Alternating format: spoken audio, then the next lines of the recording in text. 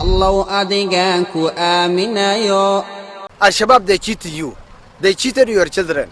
Because Ahmed Godane, his wife, and his children, Ahmed Godane, he married three women. They are two. They are in, Hargeisa. One is in Bur'o. His children, they are learning. They are in the school.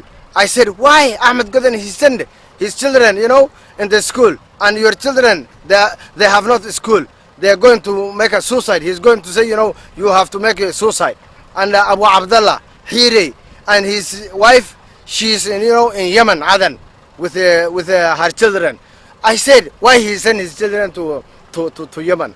Why don't to bring his boys, to make a suicide and fighting? That's national speech. That's not Islamic religion. That's they're going to cheat, Somali young men. That's I said, take care. weligay wax ka dhiiran ma arkin oo weligay wax ka doqonsan ma arkin oo weligay wax ka aqli yar ma arkin nin intuu hadda ruux muslim dhiigiisa galo isla markiiba daqiiqadiiba naftu ka sii baxayso يا حنجل مرقدي اللهم حطيسو قليل